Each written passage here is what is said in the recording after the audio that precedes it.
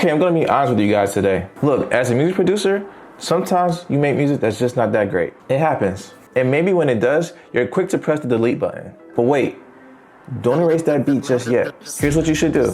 Now you gotta be honest with yourself. What's really bad about this beat? Is the melody trash, but do the drums kinda not? Then save those drums. There's definitely been a time when I was working on an idea, I didn't really like it, but then I took some old drums from a different song, put them on the new track, and it became one of my favorite beats. Now if the drums are whack, but the melody's good, then of course save your melody. If you don't want to revisit it, maybe get a few more melodies, package them together, and sell them as a melody pack. And then if you also saved a bunch of drum loops that you have already, you can put the drum loops and the melodies together, and you might already have a whole sound kit ready for sale sitting on your computer right now. If you feel you're not that great at drums, then send that melody to one of your producer homies. Maybe you guys can collaborate on the track and it'll come out much better. Sometimes people send me melodies to add drums to them, so collaboration is definitely key. One thing that I used to do when I had beats that I didn't really care for, I would take those beats and I would just sample them. Throw them right into the machine, pitch them up, chop them up, create a whole new beat. You're basically creating your own samples without even realizing it already. And you can either sample the whole beat or just the melody that you saved. And my last tip for you would be to send your music out to music libraries.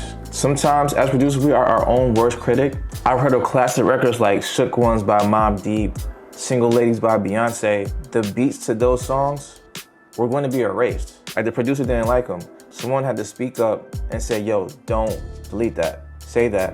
And those became big records. Outside on the block, it was me and Noe, Twin, all our boys and whatnot. And Hav was upstairs making beats. And we had went upstairs to check on Hav real quick, just to see what he was doing. And this beat was playing. So we was like, yo, what the f is that? That's crazy, son. He's like, oh, it's some bullshit, you know what I'm saying? I'm about to erase and start a new one. He was like, whoa, don't erase that beat. Yo, you wildin', son. I can definitely recall a time that I had a beat. I don't think it was trash, but I don't think it was special either. But it's just one of those beats I had.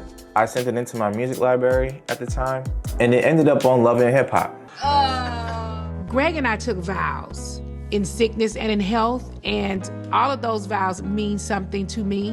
That was good. He might be better than you now. He might be doing, might be coming for you now. If the tables were turned and it was me that was sick, I would want my spouse to ride with me during this time. So you really just don't know sometimes. Hopefully these tips helped you, and click here to see me make my first beat of 2023.